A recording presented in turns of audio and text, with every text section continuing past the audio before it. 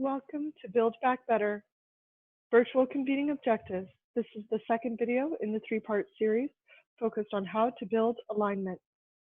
Within the 12 convening objectives, those objectives focused on alignment help to bring participants into greater collaboration with one another. This is the next stage before you're able to catalyze people to take action with each other. The 4 objectives for this section are focused on consensus building, affinity grouping, community connection, and resource matching. When we look at consensus building, this is probably the most difficult thing to achieve in a virtual convening setting. And as a result, we recommend only working on consensus building with very small groups of between 8 to 12 participants. The objective here is to be able to bring a group into agreement around a specific issue or action. One of the biggest considerations for this objective is to make sure that everyone has a shared understanding, both of the issue that's under consideration, as well as the specific objectives for that gathering. You'll want to respect people's time and find ways in the virtual environment to ensure that every voice is heard and considered. Now, oftentimes this would be a one-to-many interaction. However, we believe that if you leverage the power of small groups, particularly the think, pair, square facilitation technique, where folks have a chance to think about the idea that's being brought forth for consideration, to pair off and discuss together, and then to break into smaller groups of 4 to share their results with each other, that can really help to bring people into alignment more quickly. Voting, polls, virtual whiteboards are also really valuable tools and resources to help you in this. We also recommend the use of collaborative documents like Google Documents or Google Sheets, just to make sure that everybody's working from the same page. In terms of facilitation techniques here, a formal debate can be very helpful, as can wise counsels and gallery walks, as well as the De Bono 6 hats facilitation technique that we walked through in the first video. An example of consensus building would be, say, you're bringing your team together and they need to agree on the priorities for the team over the next 90 days. You'll want to lay out and collect from everyone what they see as their individual priorities, how long they think those would take, and where they rank in terms of urgency or importance. And then you would want to use a virtual whiteboard to be able to map those out for folks, and then have voting or a poll to enable people to essentially name what they think are the top priorities for the team. As an end result, the goal would be that the team walks away with a very clear 6-week plan of what their priorities are, who is responsible for what, and when they will be accomplished. That would be one example. Another alignment objective is affinity grouping. So this is typically common for very, very large convenings where you have 1,000 people or more that are part of your community. One of the dynamics, if your goal is to really drive collaboration, is that people need to be able to find other people within the community who share their interests, their values, their priorities, or other shared identities. And so affinity grouping is relatively easy to do. It applies to a much larger event. However, the actual affinity group meetings themselves, whether that's a happy hour or that's more casual or an actual structured working session, would likely be for about 20 people or less. You'll want to choose the identity dimension that's really meaningful to your participants. You could group them around sustainable development goal, for example, their age or geography where they work. You need to pick what's going to work best for you and for your community. When in this phase of affinity grouping, in terms of facilitation and interactions, you want to give a lot of space for introductions. In fact, introductions may be the entire point of a call, just so that people know who else is in the group with them. You can use happy hours, working sessions, things like that. Ignite presentations can be really fun if you want to give people a format for 5-minute presentations to the group of what they're working on or a challenge that they're being faced with. You can also do unconferences with these groups where they get a chance to source what the topics of conversation would be for their gatherings over, say, the next 3 to 6 months. You can also do structured networking, where you're bringing people together with facilitated questions to guide their interactions.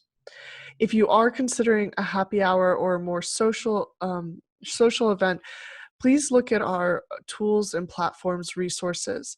I'm sure at this point, many of us have participated in Zoom happy hours, which, to be honest, are pretty painful. One of the benefits of happy hours in the real world is that you get a chance to choose who you're going to connect with for how long, and you get to meet with lots of different people over the course of the evening. We recommend tools like Online Town that give you participant agency to choose who you're going to go talk to for how long and give you a chance to mix it up a little. Third objective here is community connection. And this is one of the easiest things to do online when you're doing it with intention, and you can do it with larger groups of up to 100. And this is where you want to create a shared sense of identity and group coherence for your community.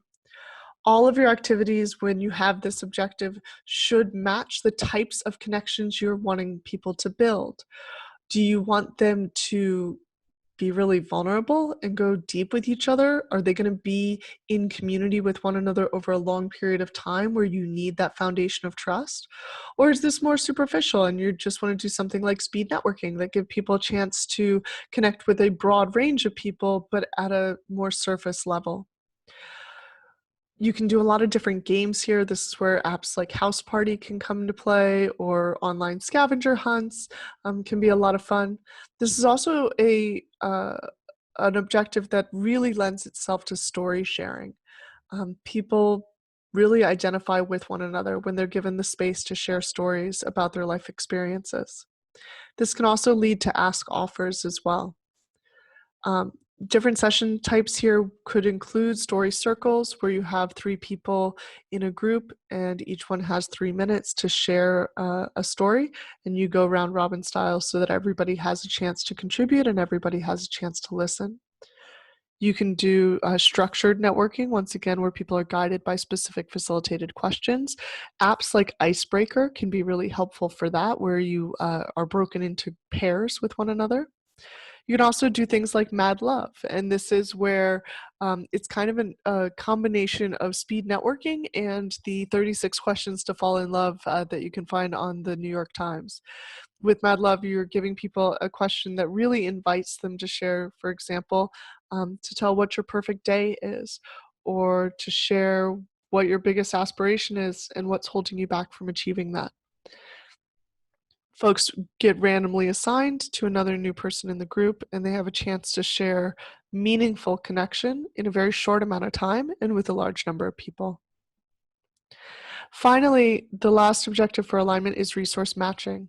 This is a little bit more difficult, and such is best suited to smaller groups between 20 to 50 people. This is where you want to start aligning people around the types of resources they have and what kinds of resources they need. We do recommend to think well beyond just financial capital. Looking at physical, human, social, and intellectual capital as well can really help people to all feel like they're able to contribute to others in the group. Some of the interactions here could include showcases, where you have projects or companies that are giving presentations about their products or their businesses.